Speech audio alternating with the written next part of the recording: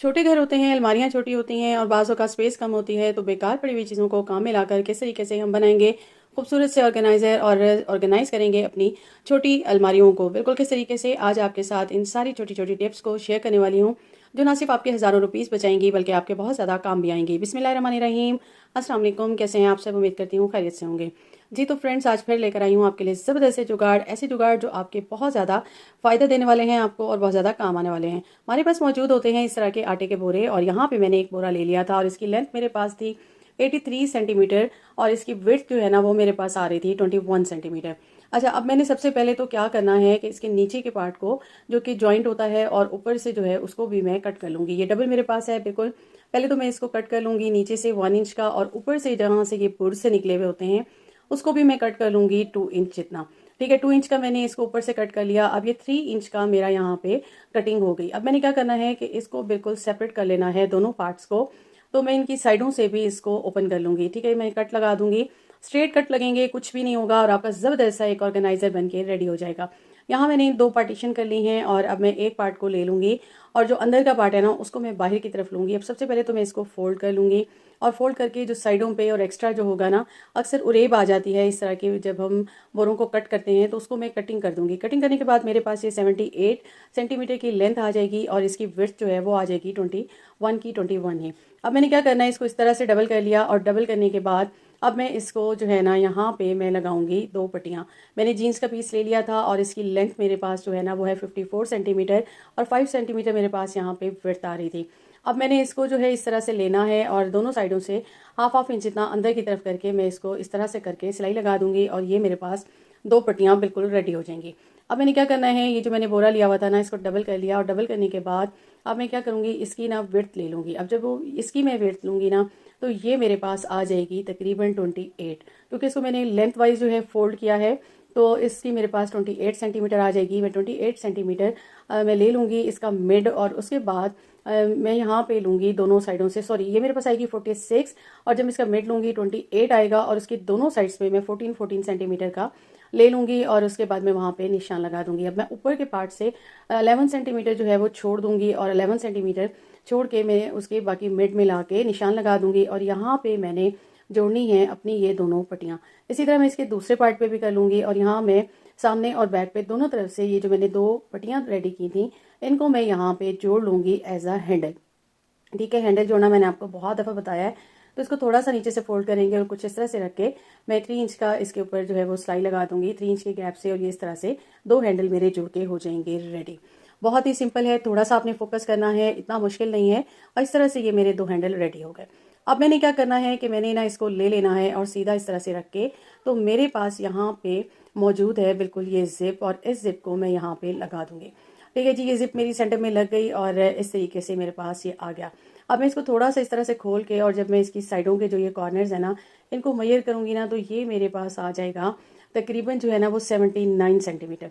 ठीक है, अब मैंने क्या करना है कि 79 सेंटीमीटर का यहाँ मेरे पास जो एक पीस मौजूद है ना इसको मैंने यहाँ पे 79 सेंटीमीटर के 2 राउंड बनाने हैं, 2 नहीं बल्कि 4 बनाने हैं। अब मैं इसी को पीस को ले लूँगी, इसको यूँ 4 फोल्ड करूँगी और मेरे पास एक प्लेट है गोल और इसको मैंने जब मेजर किया तो ये भी मेरे पास 79 सेंटीमीटर की आ रही थी गोलाई में। अब ये 4 पार्ट्स मैंने इस तरह कर लिए, इसको मैंने यहाँ रख के प्लेट को और इसके ऊपर जो है ये गोलाई मैंने ले ली। इस तरीके से मैं नाप लगा दूंगी, उसके बाद मैं इसको कट कर लूँगी। ठीक है, ये मेरे पास 79 के सेंटीमीटर के 4 पीसेस आ चुके हैं। अब मैंने क्या करना है कि 2 पीस लेना है और इसको ऊपर से सेंटर में ला के 11 सेंटीमीटर का मैंने यहाँ पे निशान लगा देना है और उसको स्ट्रेट करके मैंने यहाँ पे इसको 2 पार्ट्स को मैंने इस तरह रख के कट कर लेना है। क्योंकि 2 पार्ट्स को मैंने साइड पे कर लिया, 2 को मैंने कट कर लिया। अब मेरे पास यहाँ मौजूद है जीन्स का ये पीस, मैं इसको ले लूँगी और ये 2 सेंटीमीटर का लेके मैं इसको यहाँ पे पाइपिंग लगा दूंगी दोनों पार्ट्स पे और यानी कि 2 मैंने कट किए थे, दोनों के 2-2 पार्ट्स पे और इस तरह से सेंटर में जिप लगा के मैं इसको रेडी कर लूँगी। और जो एक और पीस मैंने इसके साथ का लिया था इसको मैं इसके नीचे लगा के चारों तरफ से सिलाई लगा दूंगी। अब ये कुछ इस तरह की पॉकेट्स मेरे पास 2 रेडी हो चुकी हैं। ठीक है, चारों पीस लग गए, 2 रेडी हो गई, दोनों पे जिप लगा दी। अब मैंने क्या करना है कि मैंने ले लेना है इसको और जिप का ये सेंटर लेके ना और जो मैंने ये पार्ट रेडी किए हैं इसको फोल्ड करके इसका मिड ले लूँगी और मिड पे मैं निशान लगा दूंगी और इसको मैं बिल्कुल गोलाई वाली जो मेरी ये सेंटर की जिप है ना उसके बराबर ला के मैं इसको यहाँ पे स्टिच कर लूँगी। मैं इसे चारों तरफ से स्टिच करूँगी, नीचे गोलाई वाले पार्ट को रखूँगी, ऊपर इस बोरे वाले पार्ट को रखूँगी जिसमें मैंने जिप लगाई है और इसको मैं घुमाती हुई थोड़ा थोड़ा इस तरह से घुमाती जाऊंगी और ये पूरी की पूरी मेरी इस पर लग जाएगी। ठीक है, इस तरीके से मैं दोनों पार्ट्स को लगा दूंगी। और अब मैंने क्या करना है, दूसरी साइड पे भी मैंने इस तरह से लगाया और मैंने आपको बताया इस तरह से फोल्ड करके मैं निशान लगा लूंगी और उसके बाद इसको यहाँ पे अटैच कर लूंगी। ठीक है, इस तरह से मेरी जो ये जिप है ना, ये बिल्कुल स्ट्रेट आ जाएंगी, बिल्कुल सेंटर में आ जाएंगी और मेरे खोलने बंद करने में आसानी होगी। अब मैंने ले लिया था बिल्कुल 79 सेंटीमीटर का एक पीस, जिसको मैंने 5 सेंटीमीटर की बिल्कुल विड्थ दी थी और इनको मैंने 2 पीस लेके मैंने पाइपिंग लगा दी। ठीक है, अब मैंने इनको गोलाई में पाइपिंग लगा दी और ये फिनिशिंग हो गई। और एक्स्ट्रा जितने धागे हैं मैं सारे कट कर लूँगी। और यहाँ पे मेरा ज़बरदस्त सा नो कॉस्ट एक प्यारा सा बैग बन के हो चुका है रेडी। आप सफ़र में जाना चाहें तब भी लेके जा सकते हैं, आप अलमारियों को ऑर्गेनाइज कर सकते हैं। और इस तरह के अक्सर खेलों में भी यूज़ होते हैं, बच्चे अपने बैट्स वगैरह और इस तरह की किट के लिए यूज़ करते हैं एज अ स्पोर्ट्स किट, तो उसमें भी आपके ये काम आ सकता है। 2 ज़बरदस्ती पॉकेट्स बन गई। और अब मैं क्या करने वाली हूँ, बिल्कुल जी अलमारियों में अक्सर ही फैंसी कपड़े इतने ज़्यादा पड़े होते हैं, तो वो सारे आप इसमें रख सकते हैं। साइड्स पे सारी आप कैप्स रख दें, एक साइड पे सारी आप रख सकते हैं बिल्कुल जी सॉक्स। तो ये ज़बरदस्त मेरा रेडी हो गया और मैंने अपनी बेटी का सारा सामान इसमें रख के मैं इसको अलमारी में रख दूंगी और ये ईजीली ऑर्गेनाइज हो जाएगा आपका इस तरीके से। कैसा लगा आइडिया?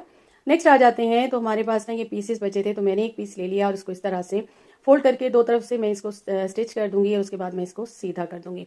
सीधा करने के बाद कॉर्नर्स को मैं कैंची की मदद से बिल्कुल स्ट्रेट कर दूंगी। और अब मैं क्या करने वाली हूँ, बिल्कुल जी मेरे पास मौजूद है यहाँ पे फॉर्म। अक्सर मैं इन फॉर्म्स को यूज़ करती हूँ अपने बिल्कुल ऑर्गेनाइजर बनाने में। तो इसको मैंने ले लिया और इसको मैंने 4 फोल्ड करके इसके अंदर डाल दिया।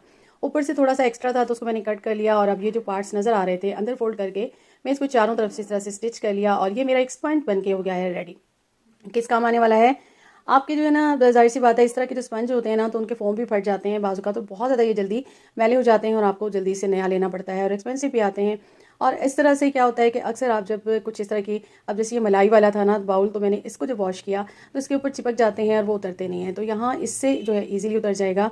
उसके बाद आप इसको वॉश करें और इसको आराम से स्टैंड पे लगा दें और सारा पानी ड्रेन हो जाएगा, स्मेल भी नहीं आएगी। तो यहाँ ये मैं सारे बर्तन धो रही थी और बहुत ईजिली मैंने बर्तन धो लिए थे और उसके बाद मैं इसको अच्छे से वॉश कर दूँगी। और वॉश करने के बाद आप देखेंगे कि बिल्कुल ये नीट एंड क्लीन रहेगा और अब आपको जाली की भी ज़रूरत नहीं पड़ेगी, क्योंकि जाली का काम करेगी ये बिल्कुल बोरा और अंदर इसके फॉर्म है, तो आप ईजिली बर्तन धो सकते हैं। ये जो दूसरा स्पंज था इसको मैंने बिल्कुल क्लीनिंग के लिए यहाँ पे यूज़ कर लिया और न्यू स्पंज को मैंने बर्तनों के लिए।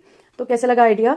अब यहाँ पे मेरे पास 4 पीसेस और थे, ज़ाहिर हमने बैग बनाया, इतने सारे बच गए, तो इसको मैं ऐसे रफली 4-5 सिलाइयाँ लगा दूंगी ताकि ये यहाँ पे मैं इन सारों को बाइंड कर लूँ।